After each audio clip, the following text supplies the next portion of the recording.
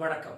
தெலுங்கானாவில் செவ்வாய்க்கிழமை நடைபெற்ற தலைவர் மற்றும் துணைத் தலைவர் பதவிகளுக்கான மறைமுக தேர்தல்களில் காங்கிரஸ் கட்சி மேலும் 7 நகராட்சிகளை கைப்பற்றி நகர்ப்புற உள்ளாட்சி அமைப்புகளில் தனது பிடியை வலுப்படுத்தியுள்ளது.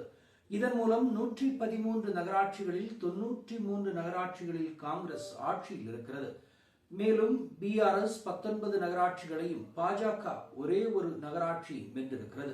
11 நகராட்சிகளில் மறைமுக தேர்தல்கள் நிலுவையில் இருந்த போதிலும் 8 நகராட்சிகளில் மட்டுமே தேர்தல்கள் நடத்தப்பட்டிருக்கின்றன. மீதமுள்ள 3 பல்வேறு காரணங்களுக்காக தேர்தல் ஒத்திவைக்கப்பட்டிருக்கிறது.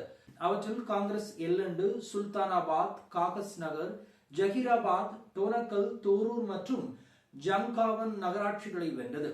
இந்திரேஷம் நகராட்சியில் பிஆர்எஸ் ஒரு தலைவர் பதவியை பெற்றிருக்கிறது. சுயேட்சைகள் பெரும்பான்மையாக இருந்த 4 நகராட்சிகளிலும் காங்கிரஸ் ஆதரவுடன் நடத்தப்படுகின்றன. மேலும் ஏஏஎஃப்பி வார்டு உறுப்பினர்கள் அனைவரும் ஆளும் கட்சியில் இணைந்த பிறகு ஏஏஎஃப்பி வென்ற ஒரே நகராட்சியும் காங்கிரஸ் ஆட்சியின் கீழ் வந்திருக்கிறது. தோரூர் மற்றும் ஜனகானில் காங்கிரஸ் மற்றும் பிஆர்எஸ் கட்சிகளுக்கு ஆதரவாக சம எண்ணிக்கையிலான வாக்குகளுடன் போட்டிகள் சமநிலையில் முடிவடைந்தன. தலைவர் பதவிகள் குலுக்கல் மூலம் முடிவு செய்யப்பட்டன. அது காங்கிரசிற்கும் சாதகமாக அமைந்திருக்கிறது.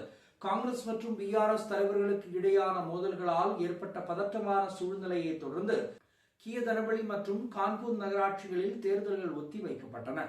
தெலுங்கானா உயர்நீதிமன்றம் தடை உத்தரவுகளை பிறப்பித்ததை தொடர்ந்து இப்ராஹிம் பட்டணம் நகராட்சியிலும் தேர்தல் ஒத்திவைக்கப்பட்டிருக்கிறது.